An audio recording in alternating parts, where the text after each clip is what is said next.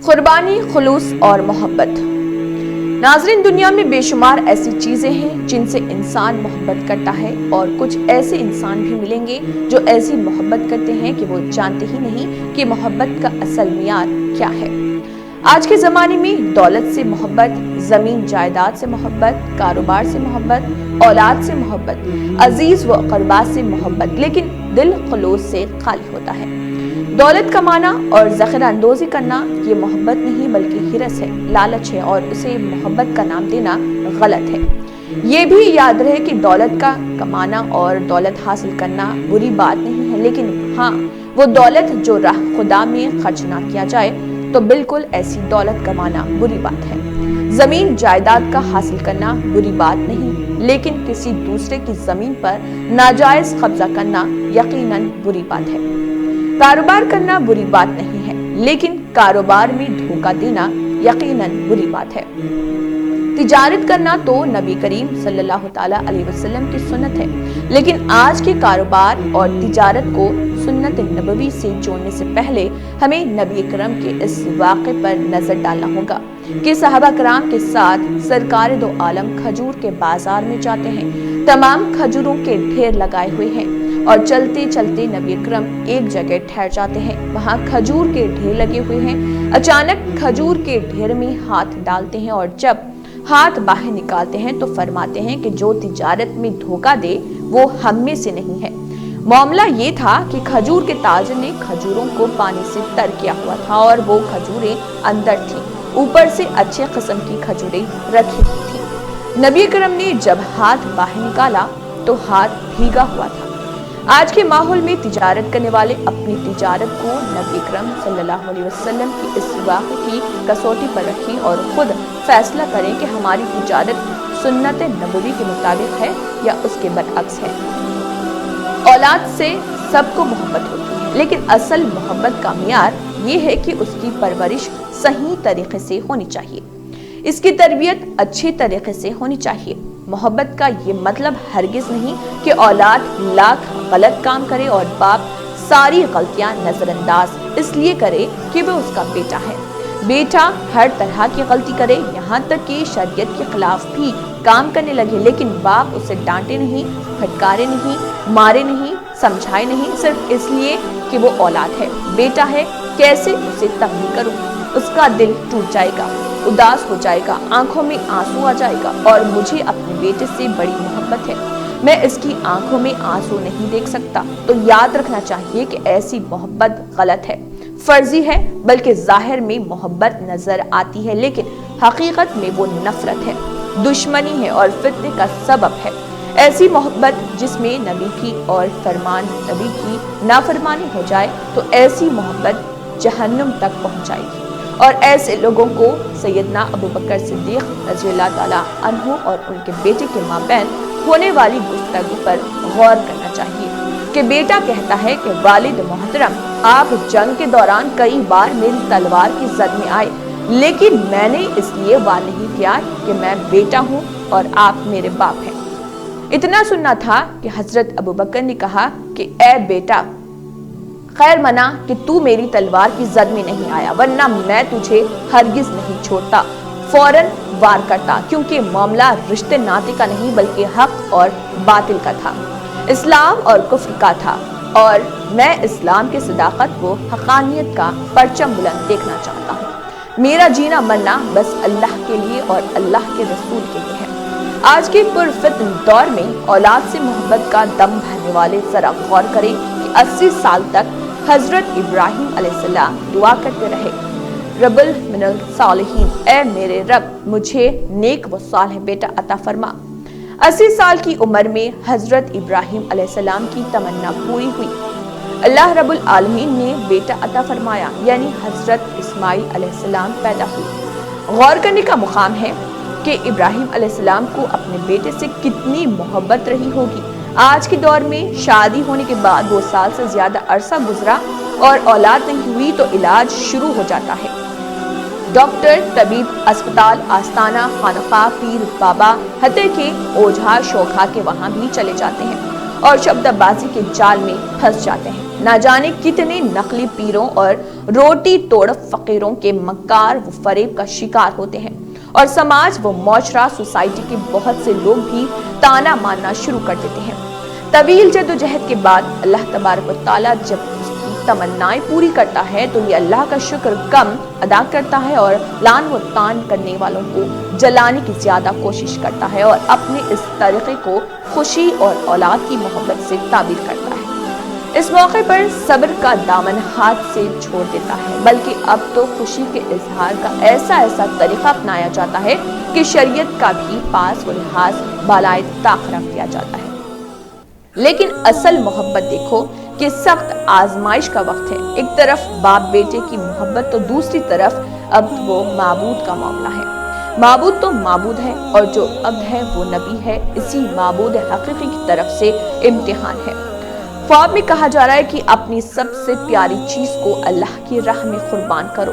روایتوں میں ملتا ہے کہ اور علماء اکرام بیان کرتے ہیں کہ صبح ہوئی تو اونٹوں کو اللہ کی راہ میں حضرت ابراہیم علیہ السلام نے قربان کیا۔ پھر خواب میں واضح طور پر بیٹے کی قربانی دینے کو کہا گیا۔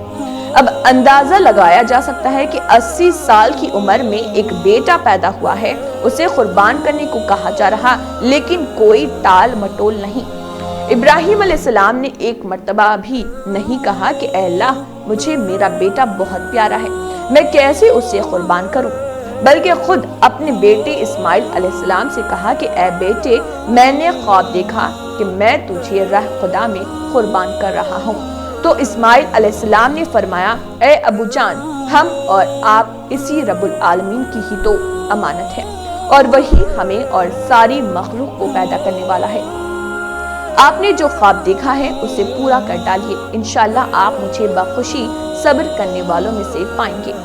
باپ 80 سال کی ضعیف اور بیٹا ابھی بہت چھوٹا، لیکن ایک نبی کے خواب کو دوسرا نبی سمجھ گیا کہ ہمارا امتحان لیا جا رہا، اور تخلیق آدم کے وقت فرشتوں نے رائے دیتے ہوئے جو تشویش اور اعتراض کیا تھا تو اس کا جواب بھی اسی امتحان میں مکمل ہوگا۔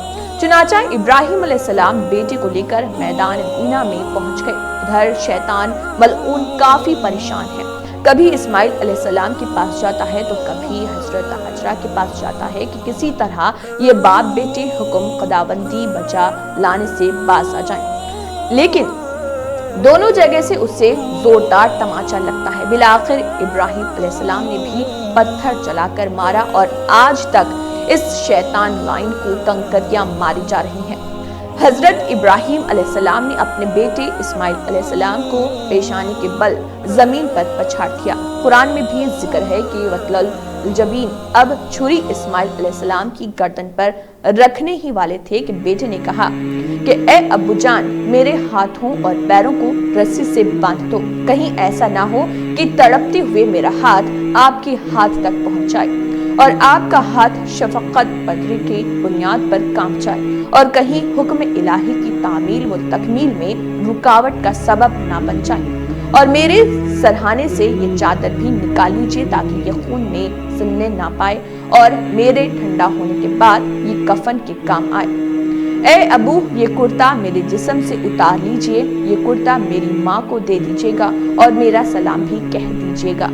جب ابراہیم علیہ السلام نے بیٹے کے یہ کلمات سنے تو بولے کہ اے میرے بیٹے تم اللہ کے احکام کو پورا کرنے میں میری کتنی مدد کر رہے ہو۔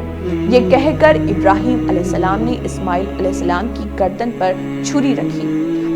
سمندر کی لہریں ٹھہر گئی، درختوں کے پتوں کی حرکتیں بند ہو گئی، آسمان کانپ اٹھا، زمین تھرا گئی، پہاڑ بھی لرز گئے، اور آج فرشتے بھی سارو خطار رو رہے کیونکہ ساری چیزیں خلاف توقع۔ ایک باپ اپنے بیٹے کو ذبح کر رہا۔ اللہ کہتا ہے کہ اے فرشتوں تم تو کہتے تھے یہ انسان زمین پر فساد برپا کریں گے، لیکن دیکھو یہ انسان ہے جو میرے حکم کا اتنا پابند ہے اور مجھ سے اتنی محبت کرتا ہے کہ میری راہ میں اپنے بیٹے کو ذبح کر رہا۔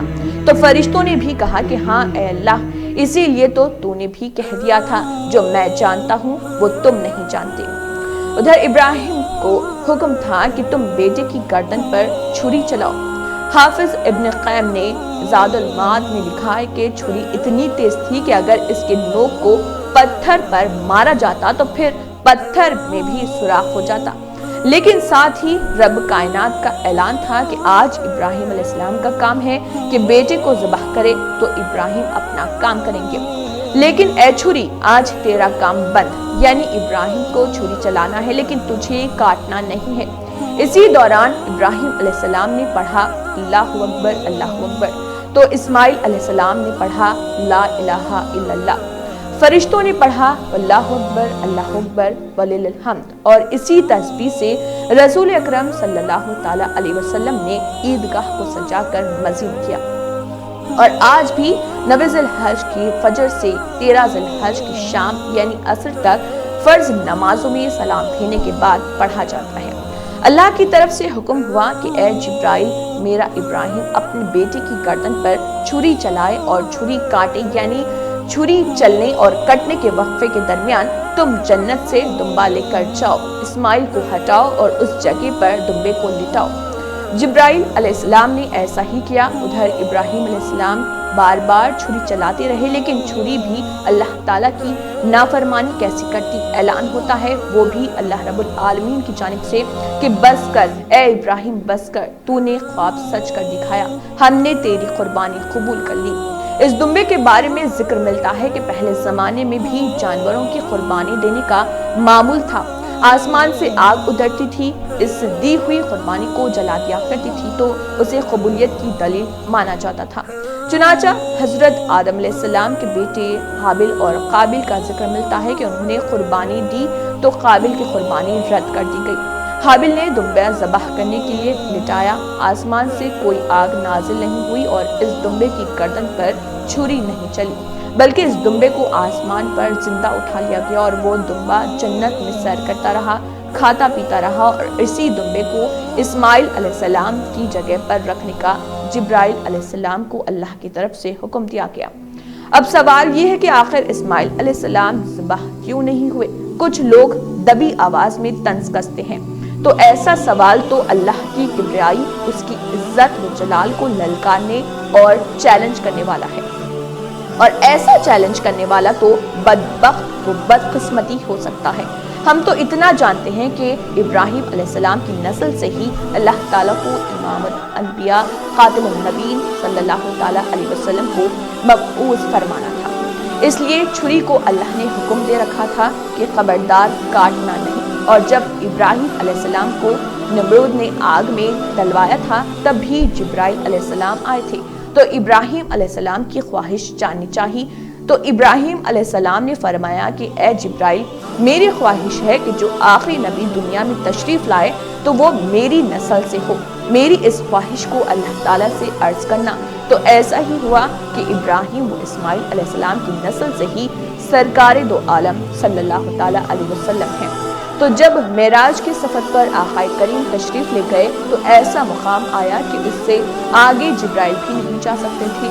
तो वहाँ रसूल सल्लल्लाहु ताला अलैहि वसल्लम ने फरमाया कि ए जिब्राइल, नारे नमरूद में तुमने इब्राहिम अलैहिस्सलाम से ख्वाहिश पूछी थी और आज मैं तुमसे पूछ रहा हूँ कि कोई ख्वाहिश हो तो बताओ, मैं अल्लाह तबारक व तआला से अर्ज कर दूंगा।